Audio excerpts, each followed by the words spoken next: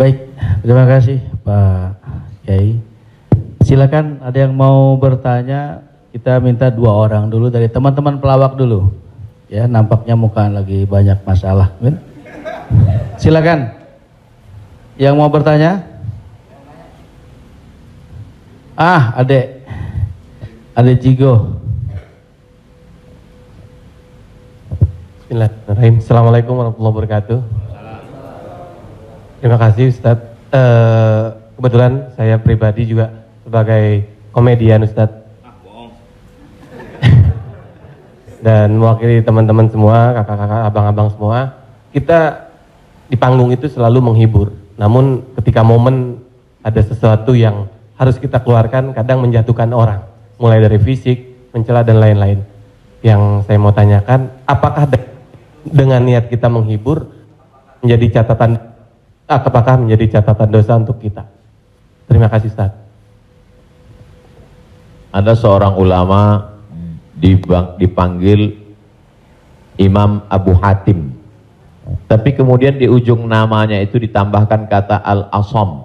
Asam diambil dari kata summum, bukmun, omyun. Omyun buta, bukmun bisu, summun tuli, peka. Jadi Abu Hatim Al-Asam artinya Abu Hatim peka, tuli.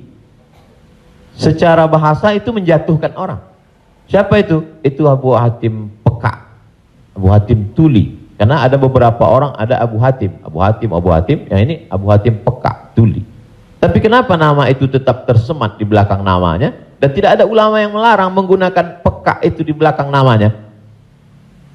Karena dia tidak merasa dijatuhkan dengan itu. Lalu kemudian itu pula tidak menjatuhkan dia di depan orang banyak. Apa sebab kronologis dia dipanggil Al-Asam? Dia seorang ulama. Suatu ketika dia sedang duduk, datang seorang anak gadis bertanya fatwa kepada dia. Saat anak gadis itu bertanya fatwa tentang hukum halal haram suatu masalah, mungkin karena wallahu alam bisawab atau saking groginya atau kentut anak gadis itu di depan dia. Dia ingin menjaga marwah, harkat, martabat anak gadis ini supaya jangan sampai merasa malu, maka dia diam, pura-pura nggak dengar. Akhirnya anak gadis itu nggak jadi malu, pulang dan dia cerita ke orang lain. Aku tadi mengalami begini dan aku kentut di depan Imam Abu Hatim. Terus apa komen dia? Ternyata Abu Hatim itu peka. Dipanggil orang Abu Hatim Al-Asam, peka. Sampai akhirnya setelah anak gadis itu meninggal, Imam Abu Hatim Al-Asam panjang umurnya, meninggal anak gadis itu, barulah Abu Hatim mengatakan, aku sebetulnya enggak peka, hanya ingin menjaga kehormatan dirinya. Jadi kisah Abu Hatim Al-Asam dapat kita pahami 2 makna. Satu sisi ada saatnya kita menjaga kehormatan orang sampai mati dia.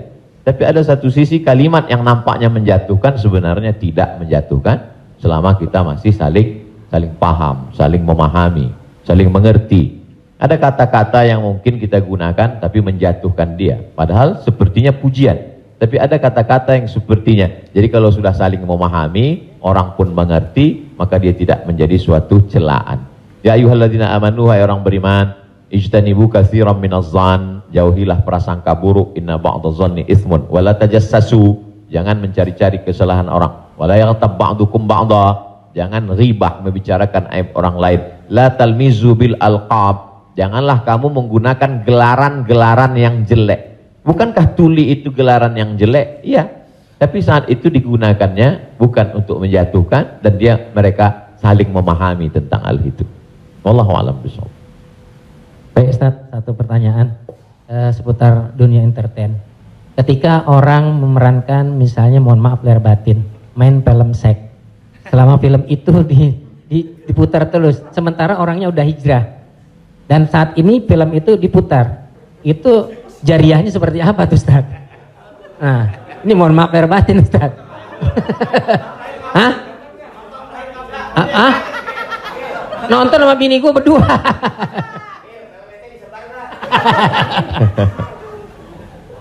Man sanna fil islami sunnatan hasanatan, siapa yang membuat perbuatan yang baik, falahu ajruha, dia dapat pahalanya. Wa ajru man amila biha, dan orang lain yang terinspirasi dengan itu Jadi kalau Paski membuat rumah tahfiz, lalu kemudian komunitas-komunitas yang lain terinspirasi dengan itu, maka dapat pahala min ghairi an yanqusa min ujurihim syai'un. Pahala mereka tidak berkurang, sama-sama dapat 100 min ba'dih, setelah mati. Itu kalau yang baik. Bagaimana dengan yang tidak baik seperti yang tadi? Man sanna fil islami sunnatan sayyi'atan. Siapa yang membuat sesuatu yang tidak baik, falahu wizruha, dia dapat dosanya, wa wizru man amila biha, dan dosa orang lain yang melakukannya. Setiap ada terjadi pembunuhan di dunia ini, maka Kabil dapat royalti karena dia yang pertama kali melakukannya. Tapi Kabil tidak sempat taubat, tidak sempat hijrah. Jadi kalau ada yang sempat melakukan perbuatan jelek, dosa, saat dia taubat, dia buat konferensi pers. Saya sudah taubat, sudah mu'alaf kalau dia tidak Islam. Kalau dia sudah masuk Islam, saya sudah hijrah. Maka saya meminta kepada seluruh jamaah yang ada di dunia ini, yang masih menyimpan gambar, foto, video saya, tolonglah kalian delete, dan saya minta ampun kepada Allah Subhanahu wa taala. Lebih daripada itu sudah di luar kuasa dia. La yukallifullahu nafsan illa wus'aha. Allah tidak membebani orang lebih daripada usahanya.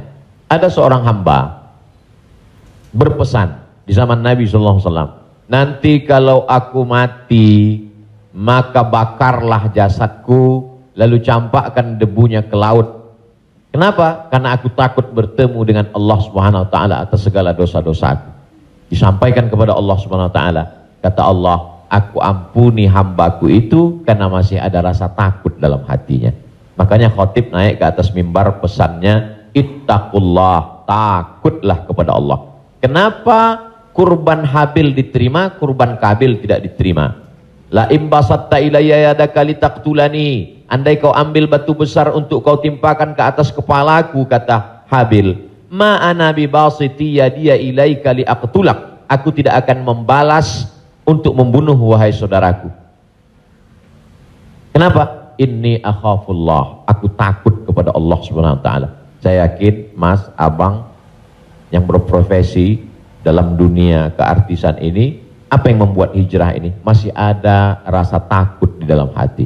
Rasa takut inilah yang kita pupuk bersama. Ada takut 5%, 5% kita jadikan menjadi sebuah komunitas, lalu kemudian kita jadikan sebuah amal nyata dalam kehidupan, disupport oleh Pak Prof dengan keluarga besar almarhumah, diberikan kesempatan untuk menuntut ilmu di Fakultas Hukum, di penyiaran Islam, maka dia menjadi gerakan yang luar biasa.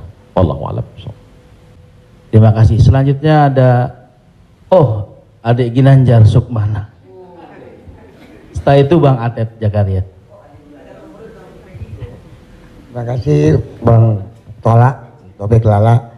Ustadz, tadi Ustadz cerita bahwa Rasulullah juga bergurau, tapi gurauannya itu tidak pernah berdusta, dan itu yang tidak boleh, kata Rasulullah.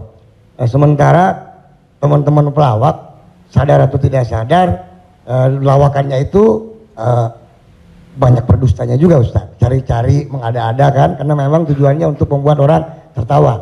Tapi kalau saya kan, maaf, saya bukan pelawak, saya peragawan Ustaz. Jadi peragawan pakaian anak-anak. Jadi saya dengar dusta kan gitu ya. Contohnya kayak tadi gitu. Atau Bopak umpamanya dia mengatakan dirinya ganteng, dia cerita bahwa banyak cewek yang suka sama dia, itu kan berdusta Ustaz. Iya kan? Fitnah kan? Kita Willy. Enggak, tapi kalau soal ketampak. Jadi mohon dijelaskan kembali oleh Ustadz Abdul Somad batasan bagaimana di dalam melawak yang tidak boleh berdusta, sehingga kalau memang ternyata pelawak tidak boleh berdusta dalam melawakannya, mungkin saya sedang pikir-pikir dulu untuk melanjutkan profesi gini Ustaz. Saya takut masuk neraka. Terima kasih Ustaz Abdul Somad. Assalamualaikum warahmatullahi wabarakatuh.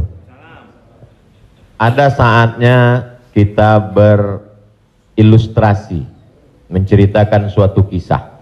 Jadi sebetulnya para penulis novel Islam pun dia sebenarnya kisah itu ada juga yang fiktif atau dicampur antara nyata. Bahkan Buya Hamka menulis kisah campuran antara tenggelamnya kapal Panderwick adalah campuran antara nyata dan fiksi.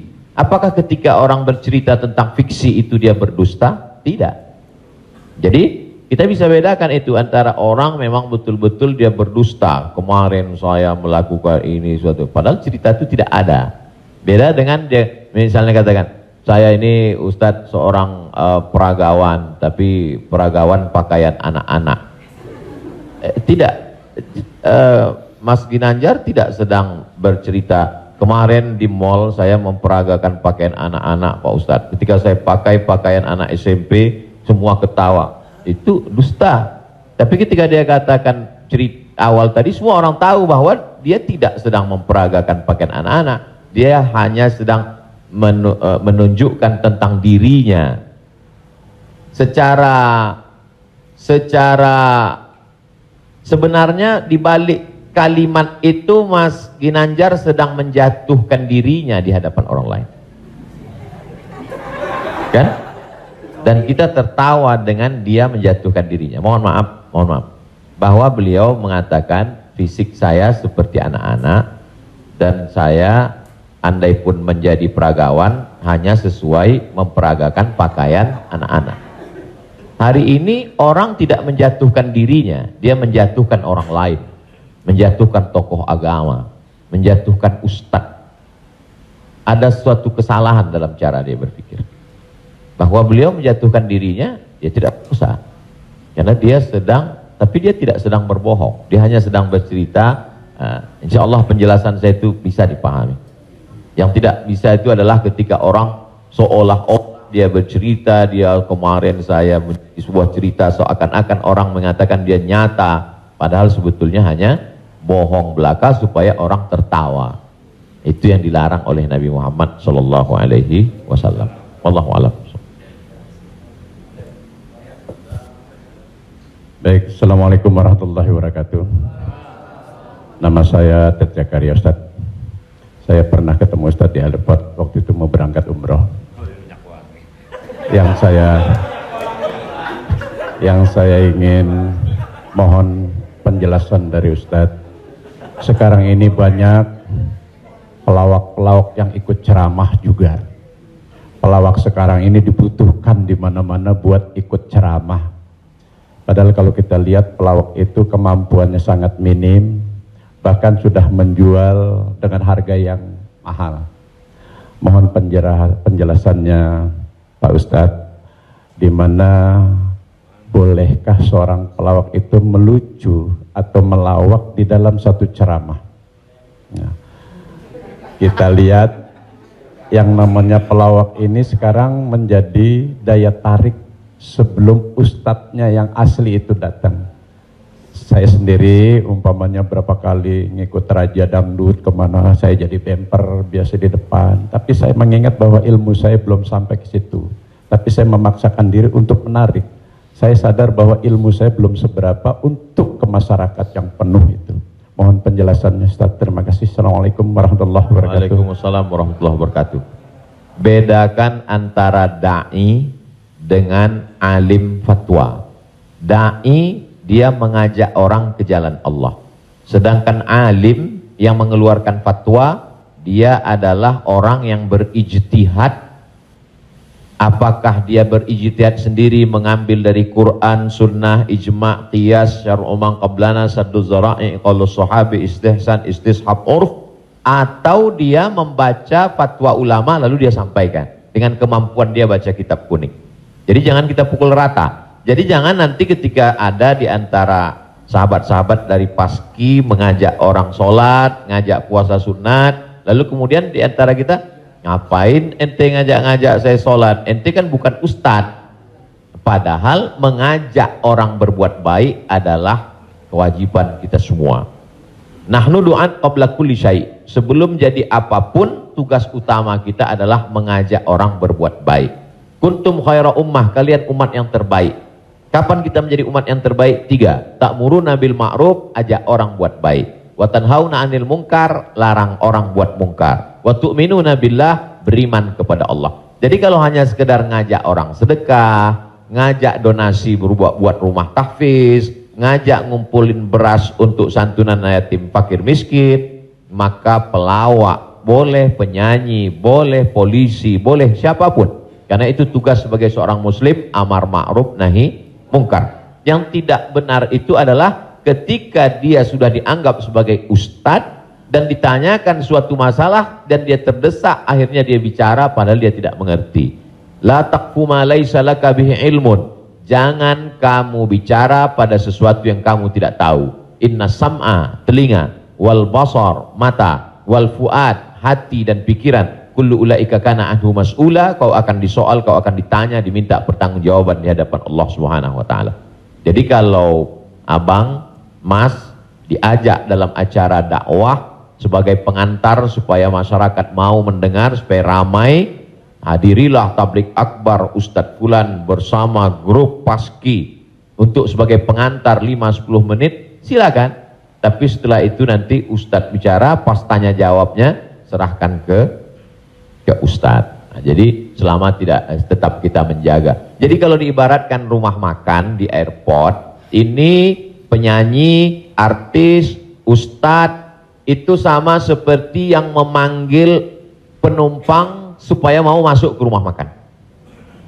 Bapak Ibu Saudara sekalian yang mau perjalanan, silakan mampir ke tempat kami, silakan mampir ke rumah makan kami. Ini yang ngajak. Nanti setelah orang mampir masuk ke dalam, baru dia ketemu spesialisnya. Yang mau makan soto di sana, yang mau soto Medan di sana, yang mau soto Betawi di sana, yang mau bakso di sana. Begitu lebih kurang. Karena masyarakat kita belum sampai pada level ngaji. Masyarakat kita ini 3 level. Pertama, level 1 yang memang sudah ngaji sama para habaib, baca kitab kuning serius, khatam dari A sampai Z. Ini memang nggak perlu pakai pemanggil tadi. Yang kedua adalah level yang masih mau ke masjid, tapi juga tergantung SMS kemana ngajak. Ngaji oke, kesini pun oke. Ini yang level 2. Yang level 3, ngelihat masjid pun masih takut. Makanya saya kalau tablik akbar pengajian ke daerah, itu saya bagi 3. Ada pengajian yang saya memang nggak mau di masjid, saya pengajiannya maunya di lapangan sepak bola, di stadion, supaya sampai ke grassroots. Ada level 3 yang belum mau ke masjid. Saya terus terang Ustadz, ke masjid ini trauma. Beberapa teman saya ke masjid ninggal. Nah, jadi yang level ini masih mau, masih bercampur. Jadi kalau ada orang yang ngejek, apa itu dakwah, apa itu pengajian, apa itu, kenapa melibatkan artis? Ini salah satu cara. Jadi Wali Songo dulu tidak bisa Wali Songo datang ujuk-ujuk langsung baca kitab kuning, nggak bisa. Makanya mereka buat solawatan. Dia tahu tradisi orang Jawa pukul gending pakai wayang, maka dia buat cara wayang. Dia pakai wayang. Jadi sekarang kalau mampu buat film pendek atau melibatkan artis, video tanya jawab saya dengan pertanyaan yang sama, dengan jawaban yang sama, tapi dengan pengantar artis berbeda viewernya. Yang ngasih tahu penonton. Ustadz coba Ustadz lihat ini. Ini dengan musyawarah sekian penontonnya. Tapi ketika Ustadz di masjid dengan jamaah sekian penontonnya. Artinya apa? Dakwah bisa sampai melalui lisan sahabat-sahabat kawan-kawan. Jadi pakai kesempatan ini untuk mengajak orang lebih banyak ke jalan Allah Subhanahu wa taala. Wallahu a'lam. Barakallah.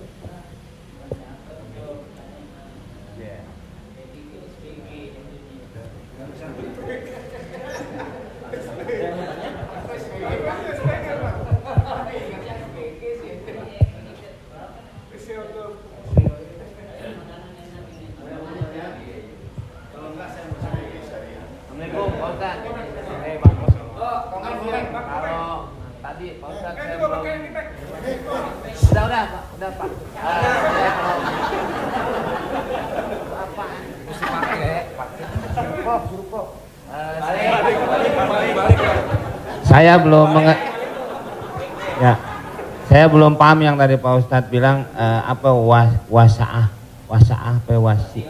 Oh, lo jangan nyampur. Agama lo beda lo. Wasaah sambil bercanda apa tadi gitu. Pak Ustadz lupa ya, nanti saya jelasin lagi. Apa tadi? Wasaah kalau nggak salah. Nggak tahu, Wak Ujang adanya kali. Ya Pak Ustadz. Ya itu. Wasilah. Bukan. Wasa'ah apa wasi'ah? Wassalam habis dong. Ya? Sa'ah wa sa'ah. Nah, itu Pak Ustadz. Sa'ah. Jadi ketika itu ucapan hadis Nabi. Ada seorang sahabat, dia datang menemui Nabi. Kenapa ketika kami duduk bersamamu ya Rasulullah di dalam Masjid Nabawi, di majelis ilmu, kami merasa dekat dengan Allah. Kami merasa takut kepada Allah. Tapi ketika kami pulang ke rumah, ketemu dengan anak istri bersenda gurau, kok rasanya beda. Lalu apa kata Nabi? Sa'ah wa sa'ah. Hidup ini ada masanya serius, ada masanya bercanda, ada masanya begini. Lau kuntum kama kuntum la safahatkumul malaikah. Seandainya kamu seperti itu terus, seperti saat berada denganku di hadapanku di masjid, tidak berubah-berubah, turun malaikat bersalaman dengan kamu, kata Nabi SAW. Jadi sahabat itu pun mengalami seperti yang kita alami dan kekhawatiran seperti kekhawatiran kita. Ketika kita duduk dengan Habib, dengan Ustadz di masjid, dengan Kiai, dengan Tuan Guru, terasa begitu full iman. Tapi begitu pulang ke rumah, kok begitu ya? Rasa yang kita rasakan sekarang dirasakan juga sahabat Nabi dulu, dan mereka tanya, kata Nabi nggak salah. Karena hidup ini ada sa'ah wa sa'ah. Sa'ah artinya bahasa Indonesianya saat. Semua ada saatnya, semua ada masanya. Selama tidak kita katakan, kamu kok mabuk kemarin? Semua ada saatnya. Ada saatnya mabuk, ada saatnya. Allah. Terima kasih Pak Ustadz. Paham ya? Enggak, ya paham dong.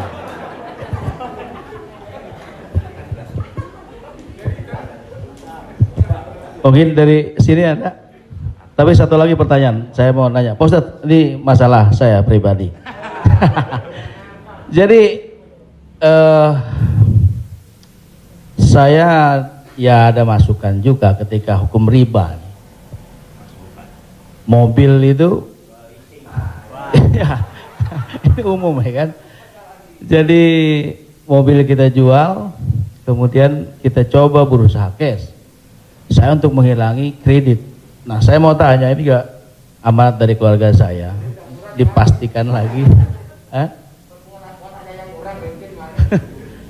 Boleh nggak, Kiai, kita kredit mobil? Padahal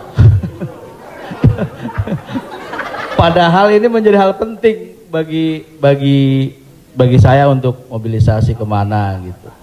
Saya punya anak kan baru kelar UIN. Jadi ini saya lagi diceramai gitu. Papa sudah lah Pak, jual Pak. Kita nggak usah dibeli, lillahi ta'ala aja. Ya saya bilang ini lillahi ta'ala, agak-agak susah nak, saya bilang gitu. Tapi ini real, saya jual, saya mencoba untuk beli cash, nungguin cash lama.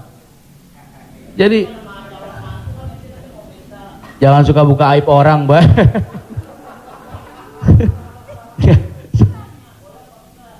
Ya, udah tadi ini dulu belum kelar. Jadi boleh nggak saya riba, Oke.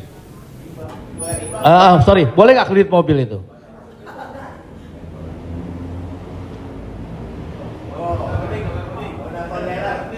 Alhamdulillah CRV jadi baru gue. Buka Google, ada tulisan saya di situ.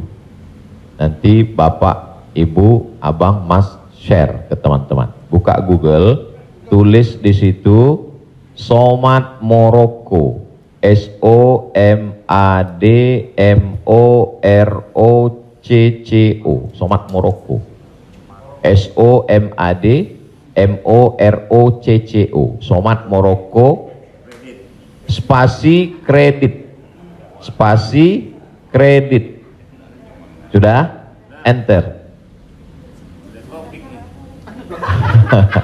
Somad Morocco spasi kredit, tulisan yang paling atas kredit, ada tanda tanya, Aska. Di situ jawaban. Saya sudah tulis tentang masalah kredit ini.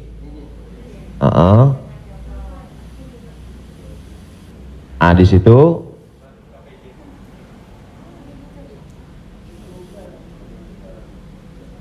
Nah, bisa dibaca. Bisa bahasa Arab, Ustaz.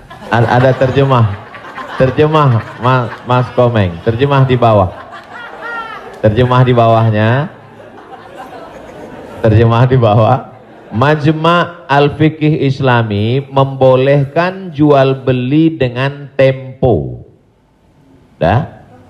Membolehkan jual beli dengan tempo, jangka waktu, garis miring kredit pada konferensi ke-6 yang dilaksanakan di Jeddah pada tahun 1990 dalam keputusan tersebut.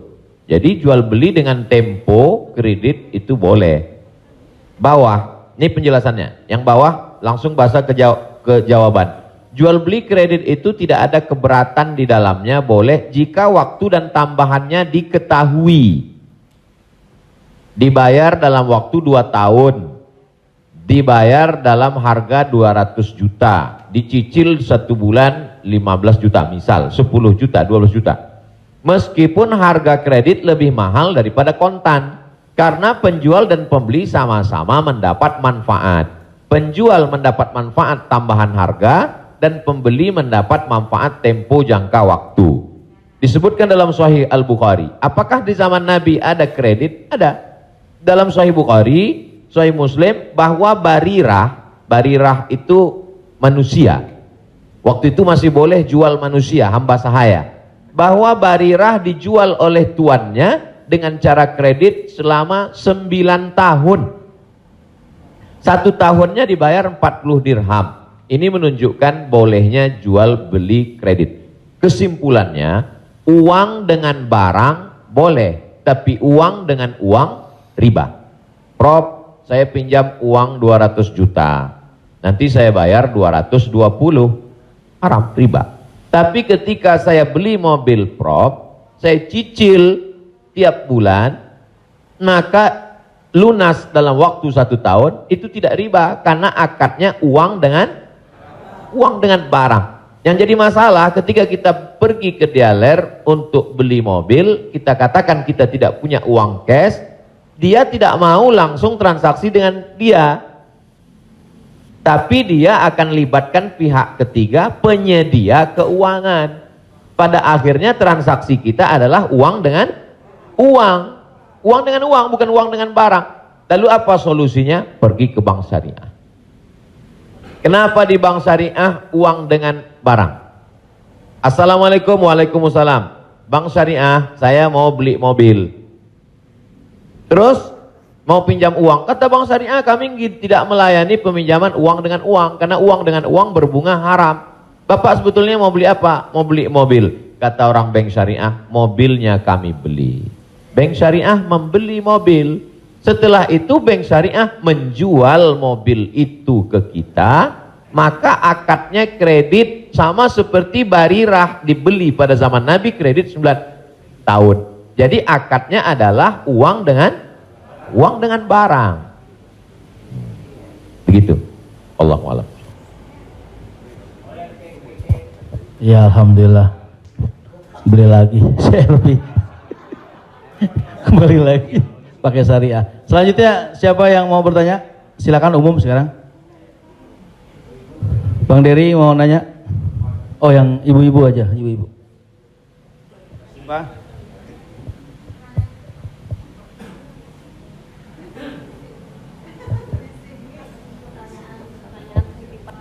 Jadi Ustadz, mohon maaf Ustadz, tadi di garis bawahin lagi. Jadi artinya leasingnya yang nggak boleh ya Ustadz. Misalnya kita beli kepada dealer mobil, kita bercicil kepada yang punya dealernya boleh. Tapi kalau kita minta dari kayak sekarang banyak perusahaan-perusahaan leasing, itu yang tidak boleh. Maksudnya itu Ustadz. Ketika saya mau beli mobil, saya tidak punya uang cash, maka kata si dealer, kami akan arahkan Bapak ke penyedia keuangan. Maka sebenarnya saat itu saya membeli mobil itu cash sebenarnya. Karena dealer tidak mau dia barang ini tidak cash. Jadi kemudian yang saya cicil setiap bulan itu adalah bukan mobilnya tapi uangnya. Maka saya terjebak pada rentenir, riba, bahasa kerennya leasing segala macam. Inilah yang menyebabkan haramnya karena transaksinya adalah uang dengan uang. Lalu solusinya mana Ustadz? bank syariah. Iya. Karena di bank syariah itu disitulah letak. Jadi orang yang tidak mengerti dia katakan sama aja bank syariah dengan konvensional, bedanya pegawainya pakai jilbab, masuknya assalamualaikum. Enggak. Perbedaan dalam jual beli dalam Islam itu adalah pada akadnya. Maka bank syariah membeli mobil itu milik bank syariah, maka saya membeli mobil itu secara cicil, akadnya adalah uang dengan barang. Oh, Wallahu a'lam. Satu lagi Ustaz, kalau beli emas secara online itu gimana Ustaz? Sebagian ulama mengatakan membeli emas secara online tidak langsung dan dicicil riba. Mengapa mereka mengatakan riba? Karena transaksi itu uang dengan uang. Oh, ini enggak uang dengan uang Ustadz. Ini Ustadz uang rupiah. Lalu kemudian yang jual ini kan emas. Di zaman Nabi enggak ada uang kertas.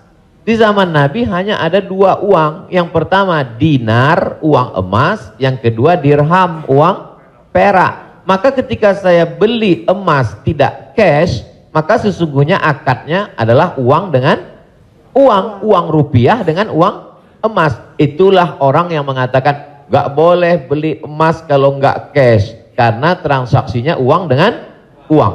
Tapi pendapat kedua mengatakan boleh beli emas kredit tidak cash. Kenapa? Karena zaman sekarang emas sebagai komoditi, emas sebagai barang, emas bukan sebagai uang. Dan fatwa Majelis Ulama, fatwa Ormas Islam kontemporer mengatakan boleh beli emas tidak cash karena emas zaman sekarang bukan uang. Emas sekarang adalah barang. Jadi sama dengan kalau saya beli mobil boleh kredit, maka beli gelang juga boleh karena bukan uang dengan uang. Di situ letak sebab boleh tidak boleh. Wallahu a'lam.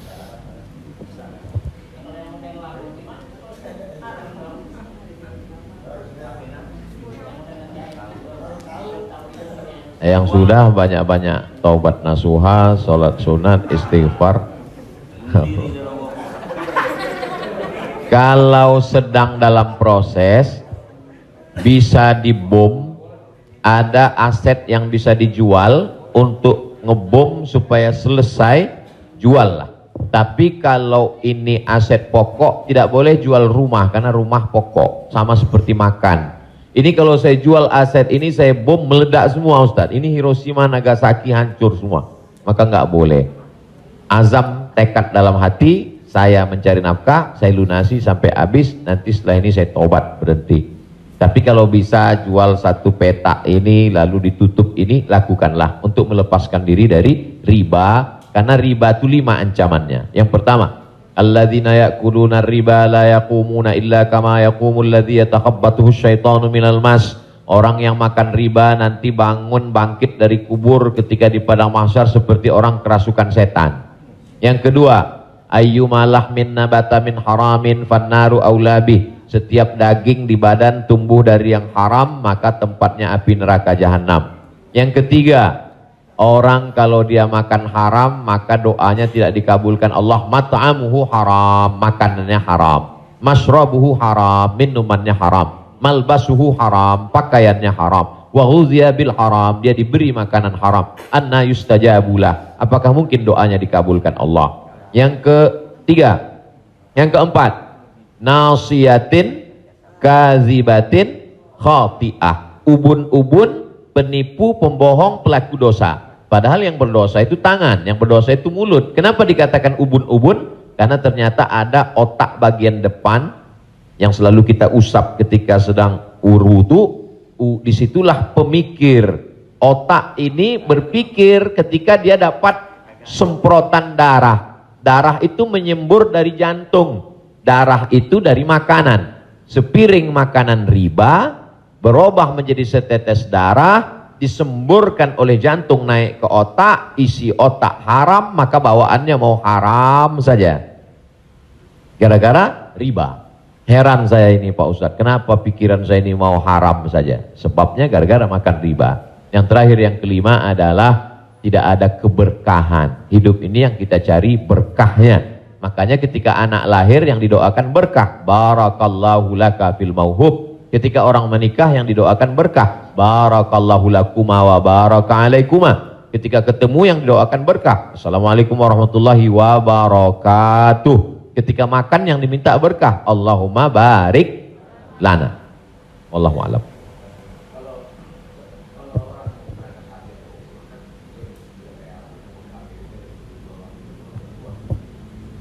Transaksi uang dengan uang boleh dengan syarat yadan biadin, langsung cash. Maka ketika sampai di Makkah, saya keluarkan uang rupiah, saya katakan saya mau beli rial, langsung cash, boleh. Begitu juga membeli dolar. Saya sampai ke Maroko, saya beli dirham, maka pemerintah Saudi Arabia tidak akan bisa mengizinkan buka money changer, uang, pertukaran uang ini kalau tidak ada fatwa dari ulama. Mereka amat sangat ketat. Jadi boleh tukar ini selama dia langsung dan cash di tempat itu, langsung jadi. Wallahu a'lam. Ustaz, Assalamualaikum. Ustaz, saya mau nanya Ustaz, berkaitan dengan kredit tadi, ada juga selain kredit namanya gadai Ustaz. Gadai. Tahu gadai Ustaz ya? Kalau nggak tahu saya jelasin. Biasanya zaman sekarang gini Ustaz.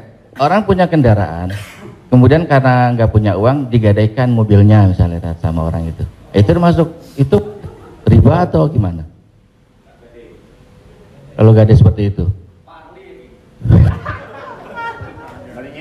Imam yang paling tua di antara imam yang 4 itu namanya Imam Hanafi. Meninggal tahun 150 Hijrah. Suatu ketika dia berdiri di depan rumah orang. Dia ada panas terik, dia berdiri di depan rumah orang. Padahal di depan rumah itu ada atapnya dan ada pohon kayu. Lalu orang bertanya kepada Imam Hanafi, Imam Hanafi, kenapa kamu tidak mau berlindung di bawah atap yang punya rumah itu? Dan kenapa kamu tidak mau berlindung di bawah pohon kayu? Kan lebih baik berlindung daripada kena panas. Apa kata dia?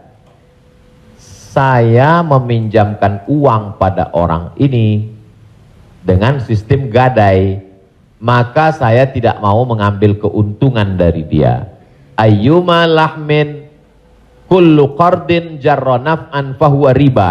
Setiap gadai pinjaman kalau kita ambil manfaat maka itu berarti riba. Tidak mau bernaung di bawah atap rumahnya karena itu dianggap sebagai manfaat. Jadi manfaat tidak hanya sebagai uang tapi juga manfaat sampai sekecil itu dia menjaga dirinya. Jadi gadai dalam Islam hukumnya boleh, tapi jangan ambil manfaat dari gadai. Yang terjadi sekarang adalah orang mengambil manfaat dari gadai. Saya punya uang, lalu kemudian ada orang mau pinjam uang, saya tidak percaya dengan dia. Ustadz pinjam uang 100 juta, saya nggak percaya. Kalau Ustadz nggak percaya, ini sawah saya 1 hektar. Ketika dia kasih sawahnya ke saya, maka sawah itu cukup sebagai jaminan. Tapi yang dilakukan orang sekarang adalah sawah itu dia tanam padi, dia ambil hasilnya. Hasilnya itu riba.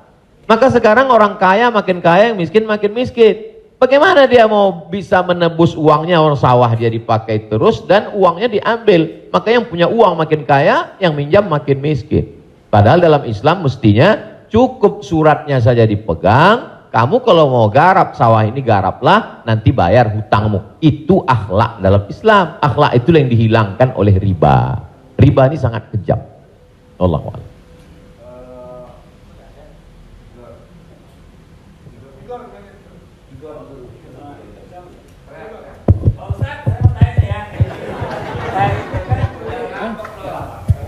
Pak Ustadz, Assalamualaikum. Assalamualaikum warahmatullahi wabarakatuh Pak Ustadz. Saya ini pernah Islam, balik ke Kristen, balik lagi ke Islam lagi. Itu gimana itu ceritanya Pak Ustadz? Innalladzina amanu, beriman, summa kafaru, murtad, summa amanu, kemudian beriman, summa kafaru, murtad, summa zdadu kufran, maka barulah tidak diterima. Jadi kalau Islam setelah itu dia murtad, balik lagi ke Islam, maka dia diterima. Amanu, summa kafaru, summa amanu, summa kafaru, summa zdadu kufran. Nah, ini baru tidak diterima. Nah, sebab itu mudah-mudahan Bang Tigor istiqomah dalam iman dan Islam.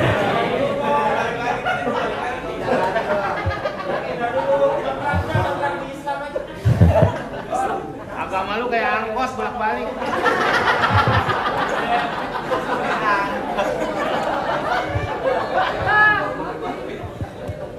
Tapi saya sudah tetap sekarang. Amin. Insya Allah. Saya udah umroh, Ustaz. Jadi Insya Allah.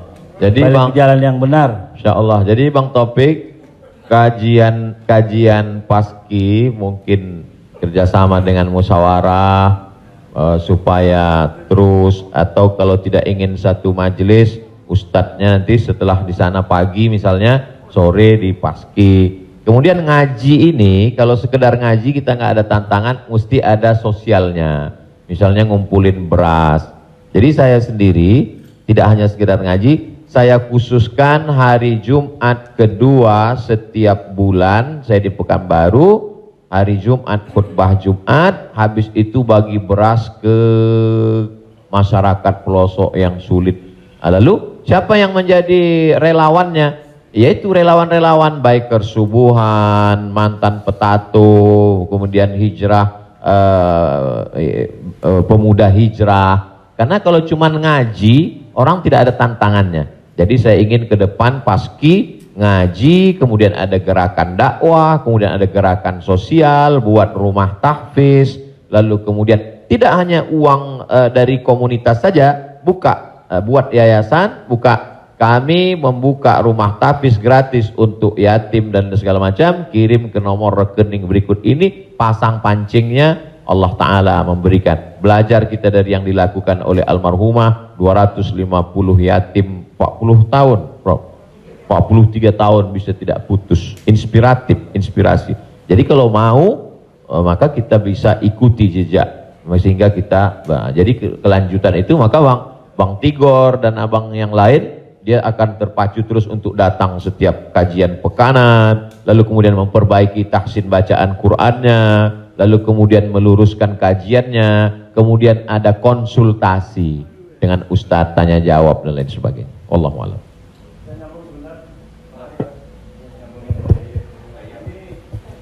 Apakah ada warisan? Karena kalau kita dengar dalam satu, kalau kita melayat, sering orang bilang kalau almarhum atau almarhumah punya utang piutang berhubungan dengan keluarga, sedangkan kita nggak tahu bahwa itu adalah riba, apakah termasuk warisan itu dosanya? Terima kasih. Tidak boleh harta warisan dibagi sebelum dilakukan dua hal. Yang pertama, mim ba'di wasiyatin, keluarkan wasiat. Wasiat hanya sepertiga total harta. Jadi kalau dalam surat wasiatnya, aku wasiatkan ruko ini untuk sekolah tahfiz. Total harga ruko 1 miliar. Sedangkan harta dia cuma 2 miliar. Maka yang jatuh menjadi wasiat hanya 666 juta. Sedangkan sisanya dibagi kepada ahli waris. Pertama, keluarkan wasiat, sepertiga paling banyak. Setelah keluar wasiat, mim ba'di wasiyatin yusabiha au dain. Dain, bayarkan hutangnya. Jadi kalau ada orang meninggal, hutangnya dibayarkan dari harta warisan. Jadi kalau harta warisan habis, apakah anak wajib membayarkan hutang bapaknya? Tidak. Anak hanya wajib membayarkan hutang almarhum dari harta yang dia tinggalkan. Adapun kalau si anak mau berbakti kepada orang tuanya, dia bayarkan, baik, tapi dia tidak punya kewajiban, dia bayarkan dari harta dirinya sendiri. Jadi makanya kadang kita baca, jangan beli ruko ini bermasalah. Di mana letak masalahnya? Karena ruko itu dibagi sebelum hutang dibayar. Muncul masalah. Sebetulnya ruko itu bukan milik anak-anaknya, tapi milik piutang. milik orang yang dulu pernah dipinjam uangnya. 2 keluarkan, baru bagi harta warisan. Allahu a'lam.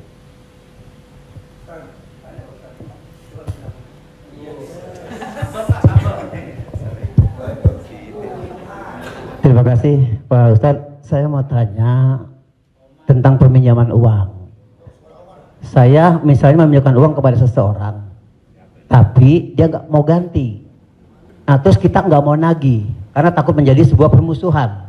Kan ada peribahasa memberikan pinjaman hutang itu sama juga menanamkan musuh.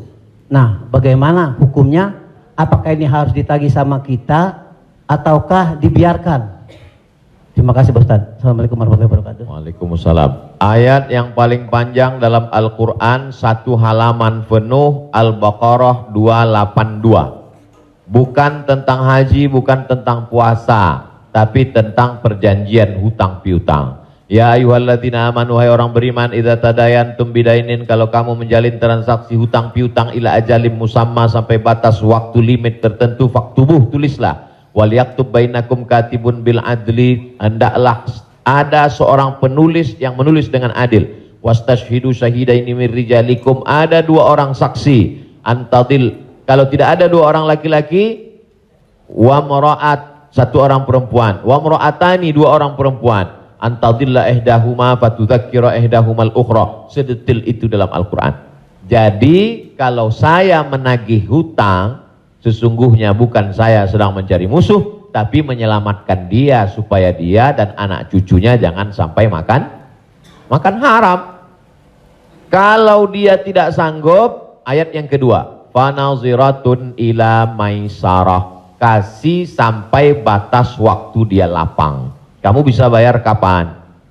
Insya Allah 1 Mei Pak Ustadz. Tahun berapa?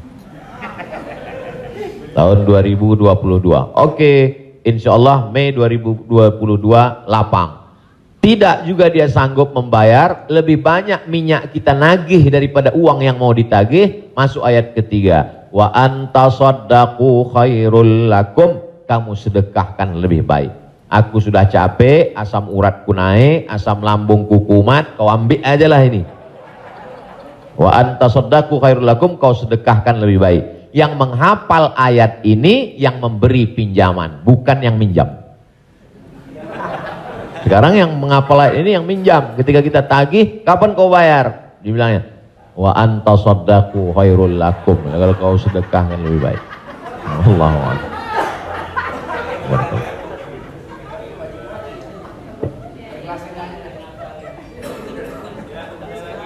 Ada yang nanya lagi? Ada yang nanya lagi ya? Di luar utang piutang.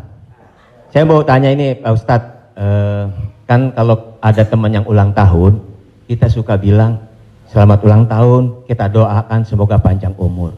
Sementara yang namanya ajal tidak bisa meleset 1 detik, tidak boleh kurang dari 1 detik, tidak boleh lebih dari 1 detik. Lalu bagaimana kita percuma kita berdoa seperti itu dong Ustadz? Iya kan? Ya itu, enggak ya? Terima kasih Ustadz. Man ahabba ayyubsatalahu fi rizqihi, siapa yang mau dilapangkan rezekinya, wa yunsa'alahu fi atharihi, mau dipanjangkan umurnya, falyasil rahimahu, hendaklah dia menyambung tali silaturahim. Katanya dengan silaturahim umur bertambah. Padahal dalam ayat Quran, idza jaa ajaluhum, kalau ajal sudah sampai, la yastakhiruna sa'atan, tak bisa ditunda walau sesaat, wa la yastaqdimun, tidak bisa dimajukan walau saat. Apakah kontradiktif antara ayat dengan hadis dengan doa dari Mas Dery bahwa umur bisa bertambah? Tidak kontradiktif. Lalu yang kontradiktif itu apa? Pemahaman kita. Dijawab oleh Syekh Muhammad Mutawalli Asy'arawi, ulama besar dari Al-Azhar Kairo Mesir. Nama kitabnya Fatawa Al-Kubra, fatwa-fatwa besar, bahwa umur tidak ditambah, tapi doa panjang umur dan bersilaturahim panjang umur itu maksudnya kualitas umurnya bertambah. Ada orang yang umurnya 40 tahun tapi hafal Quran, berzikir, diisi dengan wakaf, infak, sedekah. Ada 40 rumah warung jatuh mati.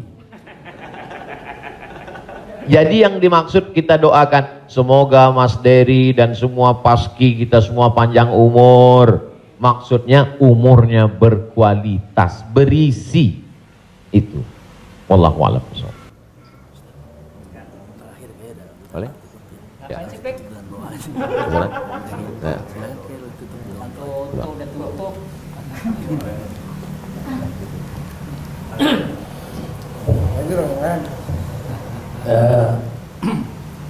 Bapak Ibu yang berbahagia, karena pakai dengan capek besok mau ke Riau, mau pulang kampung, jadi kita ikut. Biayanya nggak ada lain tuh. Jadi, iya, alhamdulillah sudah dicukupkan untuk pertanyaan. Nanti kalau yang mau bertanya, tulis aja surat, langsung kirim ke Bopak. Biar Bopak yang kirim ke Ustaz Somad. Baik, Bapak Ibu yang berbahagia, alhamdulillah kita sudah mendapat pencerahan. Mudah-mudahan ini menjadi langkah awal kita untuk mendekati agama kita dengan bijak tentunya. Semoga Allah memberikan kecerdasan kepada kita. Di sisa umur kita ini, mudah-mudahan menjadi orang yang bermanfaat buat diri dan agama secara bangsa. Amin. Pak Kiai, kita mohon untuk memberi doa untuk acara ini. Terima kasih. Astaghfirullahaladzim, astaghfirullahaladzim, astaghfirullahaladzim, alladzi la ilaha illa huwal hayyul qayyum wa atubu ilaih. A'udzubillahi minasyaitonir rajim. Bismillahirrahmanirrahim. Alhamdulillahirabbil alamin, arrahmanirrahim, maliki yaumiddin. Iyyaka na'budu wa iyyaka nasta'in. Ihdinas siratal mustaqim, siratal ladzina an'amta 'alaihim ghairil maghdubi 'alaihim waladdallin. Amin. Allahumma shalli ala sayidina Muhammad wa ala ali sayidina Muhammad. Allahumma 'allimna ma yanfa'una, ajarkan pada kami ilmu yang bermanfaat ya Allah. Wanfa'na bima 'allamtana, yang sudah kami pelajari malam ini jadikan dia menjadi amal saleh ya Allah. Allahumma faqihna fid din, dalamkan ilmu agama kami. Wa 'allimna ta'wil, ajarkan kami pemahaman Al-Qur'an yang benar. Ya muqallibal qulub, engkau yang membolak-balikkan hati, sabbit qulubana, kokohkan hati kami ala dinik, dalam agamamu, ala ta'atik, dalam ketaatan kepadamu. Allahumma a'inna, tolong kami ala zikrika, supaya hati kami senantiasa berzikir mengingatmu, wa syukrika, selalu bersyukur kepadamu, wa husni ibadatik, selalu beribadah dengan ibadah yang terbaik. La tada'lana zamban illa ghafartah, wa la aiban illa satartah. Aib cacat kami banyak, tutupi dari hadapan manusia, dan tutupi pula ketika kami menghadapmu nanti ya Allah. Wala maridhan illa syafaitah, ada saudara kami yang sakit, angkat penyakitnya, sehatkan ya Allah. Wala mayitan illa rahimtah, yang sudah meninggal dunia mendahului kami, lapangkan kuburnya ya Allah. Wala hajatan min hawaijid dunya wal akhirati laka ridha walana fiha salah, segala hajat dunia hajat akhirat baik bagi kami dan engkau ridha, illa qadaitaha wa yassartaha, mudahkanlah ya Allah. Rabbana hablana minas salihin, jadikan anak kami anak-anak yang soleh dan solehah, min hufazil Quran wal hafizat, bukakan pintu hati mereka untuk menjadi penghafal Al-Quran. Minal mujahidina fi sabilika bi amwalihim wa anfusihim, mereka akan menolong agamamu dengan harta, nyawa dan kekuasaan yang kau titipkan di tangan mereka. Allahumma khtim lana bi husnil khatimah, tutup umur kami dengan husnul khatimah. Allahumma ja'al akhira kalamina inda intihai ajalina, ketika ajal kami sampai, saat malaikat maut mencabut nyawa kami ingin kalimat terakhir yang keluar dari mulut kami, la ilaha illallah Muhammadur Rasulullah sallallahu alaihi wasallam. Allahumma ja'alna minal mutahabbina bijalalik, sebagaimana hari ini kami berkumpul berkasih sayang karena engkau, maka kumpulkanlah kami di surga bersama Nabi Muhammad sallallahu alaihi wasallam.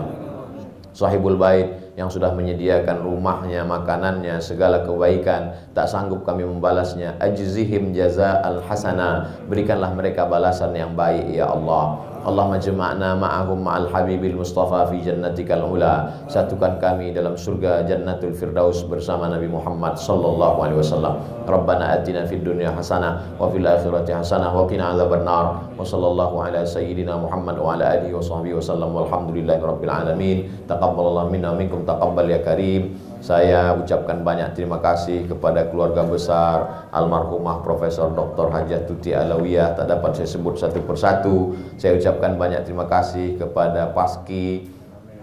Malam ini amat sangat berbahagia, senang bisa saya bertemu dengan orang-orang yang selama ini saya senangi hiburannya, candanya, gurauannya, mudah-mudahan Allah panjangkan umur mereka insyaallah. Jazakumullah khairal jaza. Wassalamualaikum warahmatullahi wabarakatuh. Waalaikumsalam warahmatullahi wabarakatuh.